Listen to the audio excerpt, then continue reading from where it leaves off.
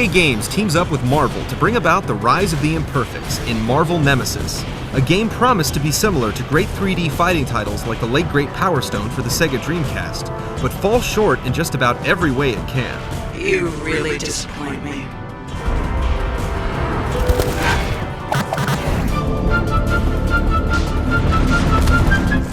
What do we have here? Following the story in Nemesis is like trying to put together a puzzle upside down. It's random, fragmented, and hard to understand. You may find yourself skipping through most of the cutscenes, even if you've read the comic series the game is based on. The main bad guy is Niles Van Rokel, a human-looking alien who tries to invade Earth and create a perfect being. He's built his own line of supervillains called the Imperfects, that are mostly just Frankenstein rejects. You're grounded! Throughout the story, you have to find and fight each of them one-on-one. Sometimes, the game will let you control one of these characters against a Marvel hero you were just fighting with. This is an interesting change of pace, but one that can get confusing if you don't realize which one you're playing as. You're kidding, right?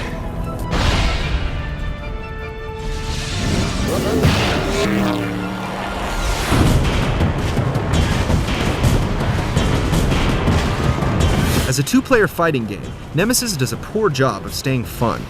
You have one attack button that does 1, 2, or 3 hit combo depending on your character. There's a grab button for picking up and throwing an object or enemy, a jump button, block button, and mobility button for making characters float, teleport, or swing depending on their special abilities. There's also a super power button, which you hold to do more powerful attacks.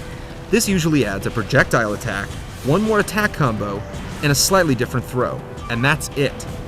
To unlock all the characters, you have to play story mode, but you can't pick a character and play through the game like other fighting games. You start as the Thing. Then after a fight, you choose to be Wolverine or the Thing again, and the game branches off into different stories. This gives you the option to play one of 4 characters in what seem like character-specific missions, like checking out the Avengers Mansion or destroying alien computers. But each character goes to the same areas, and there's only 7 of them.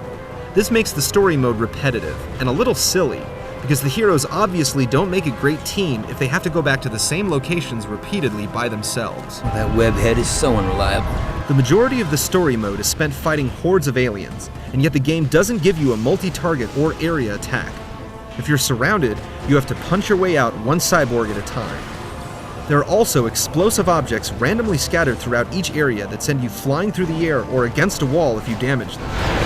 These are helpful if you manage to pick one up and use it, but annoying when one of them goes off and sends you into another, which sends you into another, which traps you in the corner under a constant barrage of enemy fire.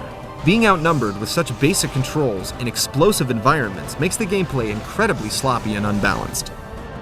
The only element of Marvel Nemesis that gives it any kind of replay value is the one-on-one multiplayer. But with such massive environments, it should support up to 4 characters instead of just 2. And with the awkward control and limited powers, even playing against a friend as some of the greatest Marvel heroes of all time can get frustrating. You haven't even seen my best moves yet.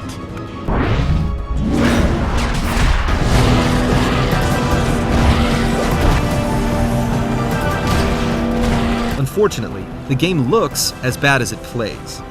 Marvel Nemesis has a surprising amount of glitches, flash frames are almost constant, and characters disappear during cutscenes or reappear in odd places.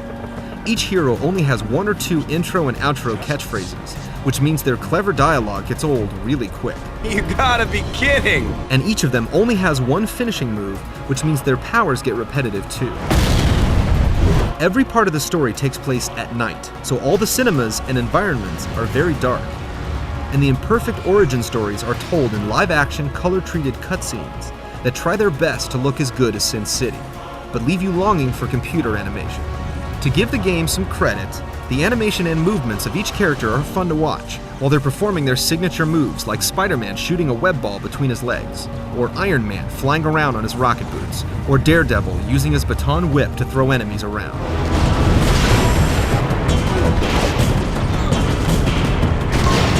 This game will hopefully be in the bargain bin within a month, so if you really need to play it, wait. Rise of the Imperfects is rushed and unfinished, and it shows. It had such potential, but it falls into the huge pile of EA games that lack polish and heart. Marvel Nemesis will leave you with sore fingers and a bad mood. Ouch! You're gonna feel that in the morning. Game over.